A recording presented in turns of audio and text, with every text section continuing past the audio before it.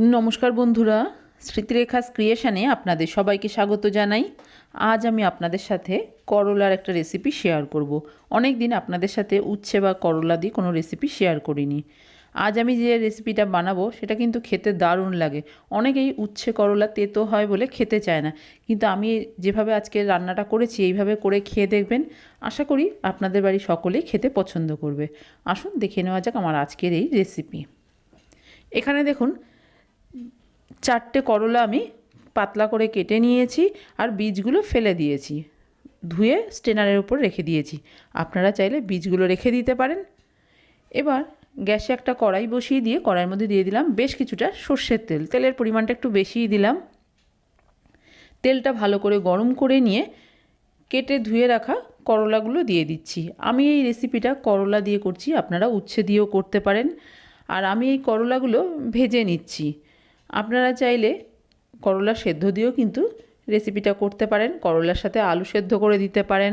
আবার এই যে এখন করলা আমি ভাজছি এর সাথেও কিন্তু আলু দিয়ে ভেজে নিতে পারেন। এবার লবণ হলুদ দিয়ে নেড়েচেড়ে ভেজে নেব। আমি ঢাকা চাপা দিয়ে ভাজি না উচ্ছে বা করলা, আপনারা চাইলে ঢাকা চাপা দিয়েও ভেজে নিতে পারেন। যেভাবে আপনার সুবিধা হবে সেভাবেই ভেজে নিতে পারেন।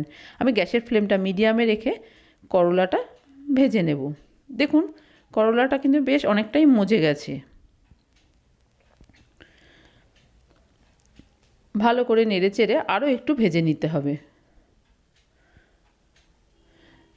দেখুন করলাগুলো কিন্তু বেশ লাল করে ভেজে নিয়েছি। এবার এই করলাগুলোকে একটা অন্য পাত্রে তুলে নেব। এর থেকে বেশি আর ভাজার কোনো প্রয়োজন নেই। একটা থালা বা একটা প্লেটের মধ্যে করলাগুলো তুলে রেখে দিচ্ছি।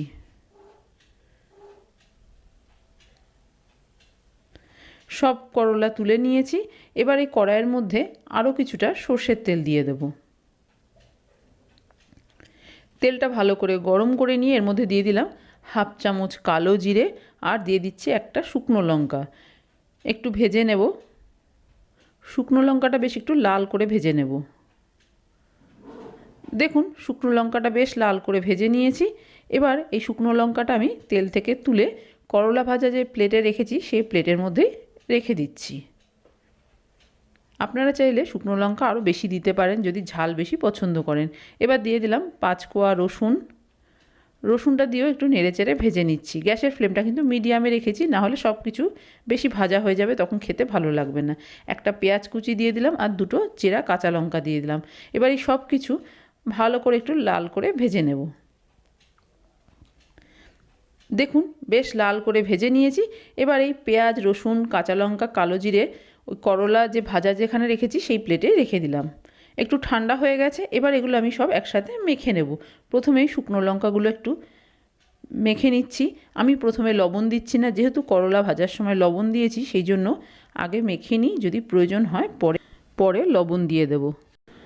শুকনো লঙ্কাটা মেখে নেওয়ার পর কাঁচা লঙ্কা দুটো মেখে নিয়েছি। এবার আমি রসুনগুলোকে একটু মেখে নেব।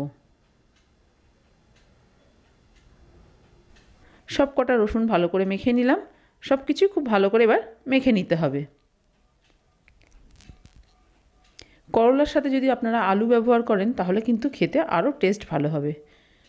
খুব ভালো করে দেখুন করলার সাথে পেঁয়াজ রসুন কাঁচা লঙ্কা শুকনো লঙ্কা মেখে নিলাম। টেস্ট করে দেখেছি সামান্য একটু লবণ কম মনে হচ্ছে, সেই জন্য লবণ দিয়ে দিলাম। দিয়ে আবারও ভালো করে মেখে নিচ্ছি। রেডি হয়ে গেছে আমার আজকের রেসিপি।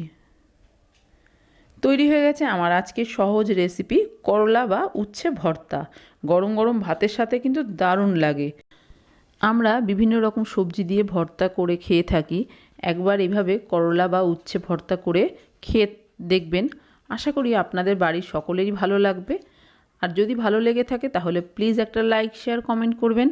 আর আপনি যদি আমার চ্যানেলের নতুন বন্ধু হয়ে থাকেন তাহলে আপনার কাছে একটাই অনুরোধ, আমার চ্যানেলটা সাবস্ক্রাইব করে আমার পাশে থাকার। আপনারা সবাই খুব ভালো থাকবেন। আপনাদের সাথে আমার আবার দেখাবে অন্য কোনো নতুন ভিডিওতে নতুন কোনো রেসিপির সাথে।